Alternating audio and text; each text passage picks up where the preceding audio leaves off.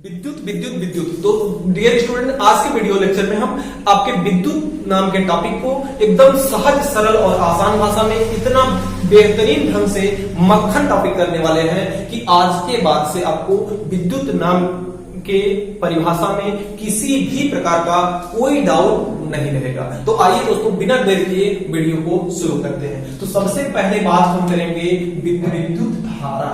क्या है? विद्युत धारा। तो देखिए, विद्युत जो है, विद्युत का सीधा सीधा संबंध किससे है? आवेश से।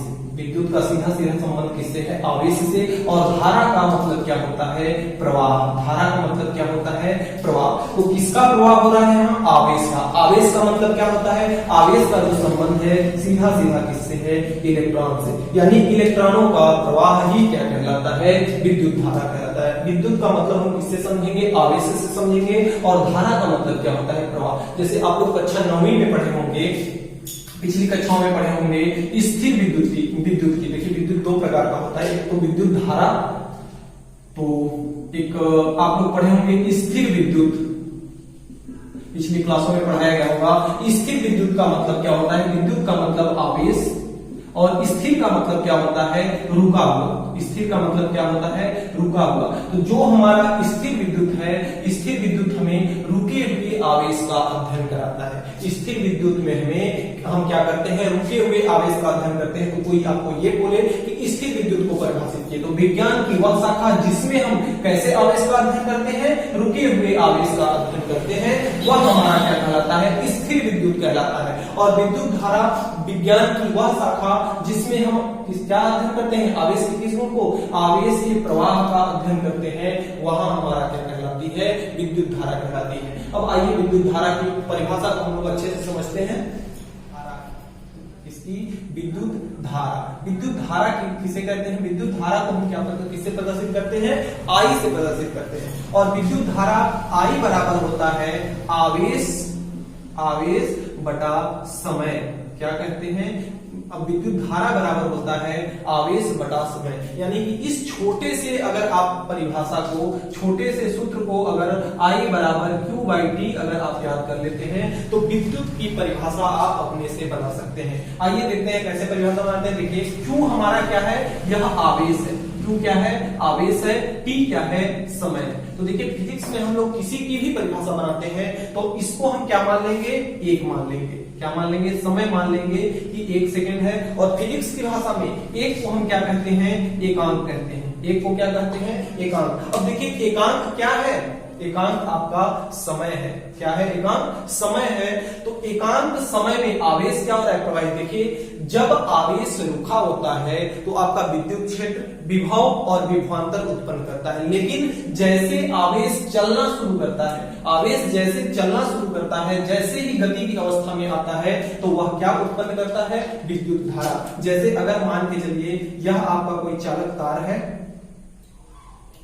ये आपका अगर कोई चालक तार है और ये कोई बिंदु है, तो इस बिंदु से आवेश, जितने भी आवेशों का प्रवाह होगा, जितने भी इलेक्ट्रॉनों का प्रवाह होगा, उस आवेश के प्रवाह की दर क्या कहलाएगी? विद्युत धारा। एक बात और बता दें कि जहां पे T लिखा हो, T का जहां भाग दिया हो, उसे हम क्या कहते हैं? की दर। जहां समय से भाग दिया जा रहा हो, यानी कि यहाँ क्या है? I बराबर Q/T। किससे भाग दिया जा रहा है? समय से। समय से जहां भाग दिया जाता है उसको हम पढ़ते हैं की दर।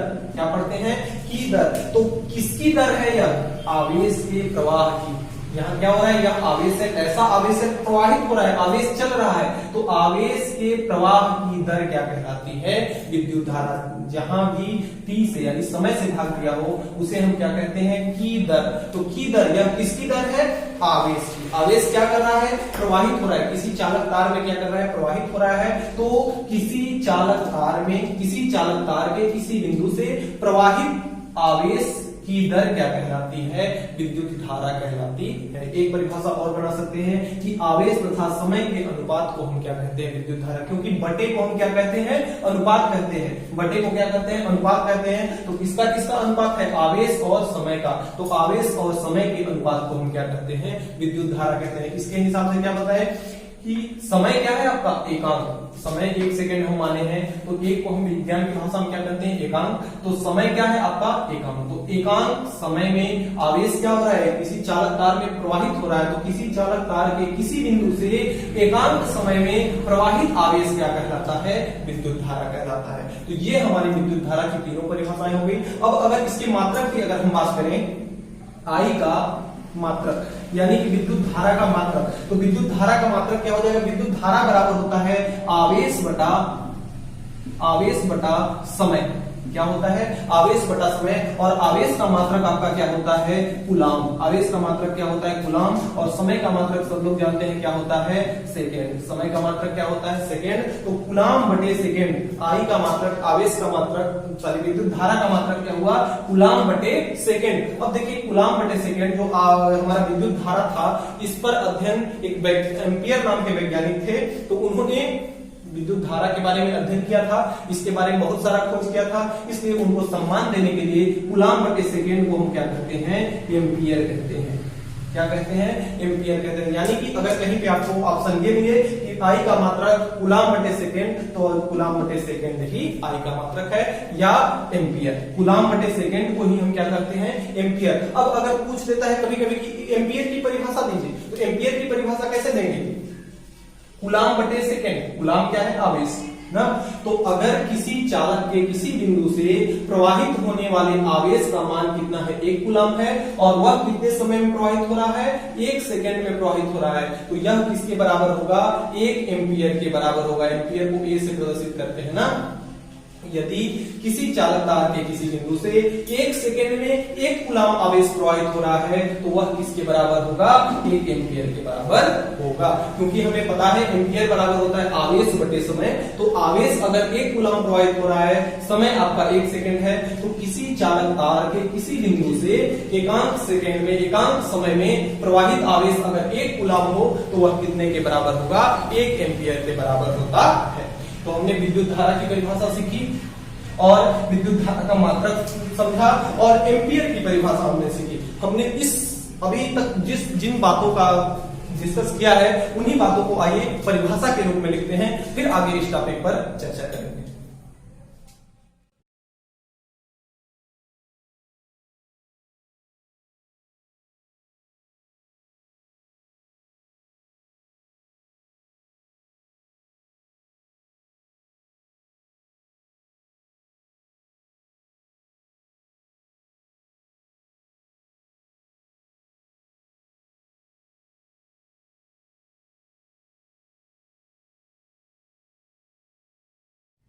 तो देखिए हमारी परिभाषा है विद्युत धारा, जिसे हम कहते हैं इलेक्ट्रिक करंट। तो किसी चालक तार में यदि इस समय को हम कितना मान लें, 1 सेकेंड मान लें, तो एक को कहते हैं एकांक।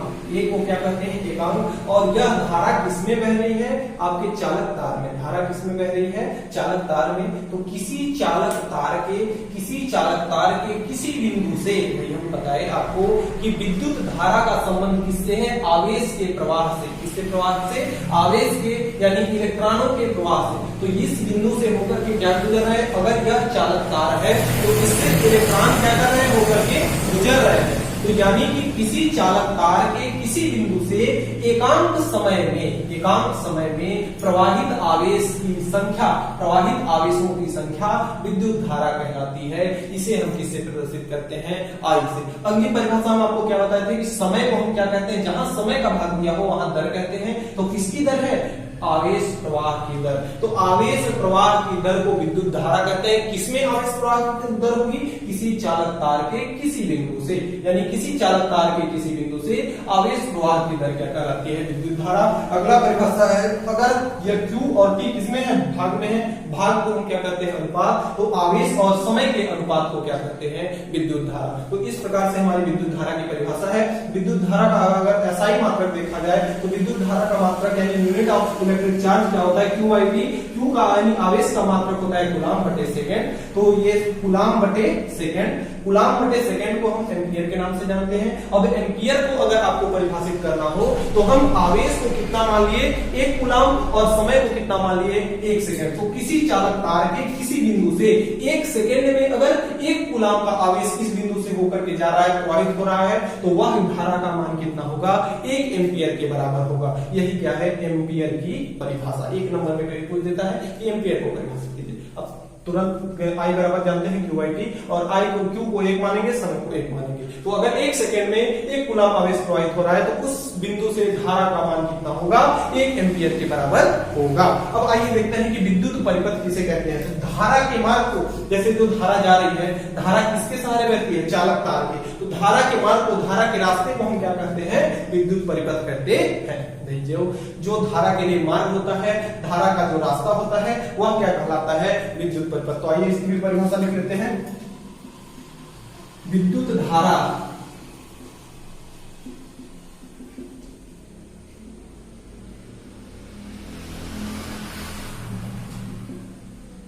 तो विद्युत धारा के मार्ग को हम क्या कहते हैं, परिपथ कहते हैं।